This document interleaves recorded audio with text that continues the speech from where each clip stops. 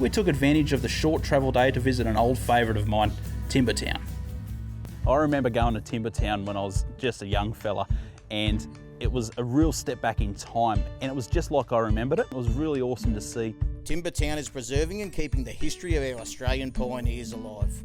Step back into time as you enter old buildings and see how the people lived in the late 19th and early 20th centuries. Seeing a real blacksmith at work was something special, and old mate knew a thing about history too. Most blacksmiths make their own tools, or most of their tools, and I did make these tongs here. They've had a rough life. But do you know what country tongs were invented in? Australia. In Tonga. Tonga. The blacksmith trade, it's a bit of a dying art form. There's not too many people that do it.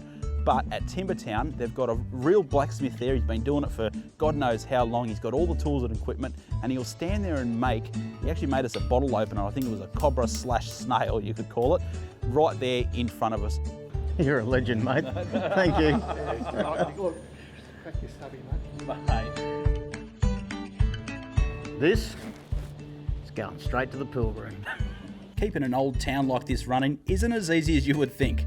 Is it hard to find a few of these old tradies these days? Yeah, definitely. That's probably our most challenging times moving forward, would be to find people that want to be employed in rare trades.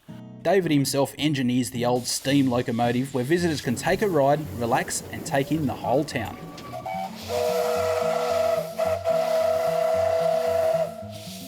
Well, it's not every day you get to jump onto a real steam train and go for a good ride, and that's exactly what we did there. We jumped onto the old carriages and went for a big lap around the whole property there at Timbertown.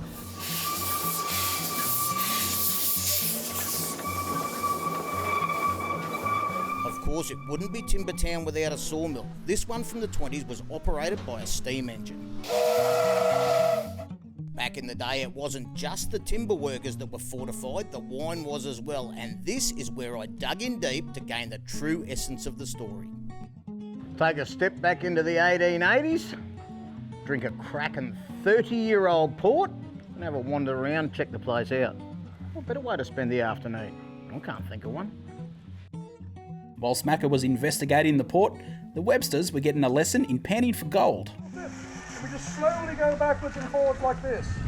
Once you start to see all those rocks rolling off, you know you've got a good angle. That's it. All right, once we get a little bit of sand left, we leave a little bit of water in our pan. We give it a bit of a swirl around like this. And we're looking for anything shiny. Even though we didn't strike gold, a visit to Timbertown is a golden opportunity for any families travelling the New South Wales coast. So how do people find you if they want to get in touch with you, come out and visit the place? How do they get in touch with you? Absolutely. You can look on our website. Our website has most of our details. There you go, guys. If you want to come out and visit the place, make sure you come up here, support a local business and have a blast doing it.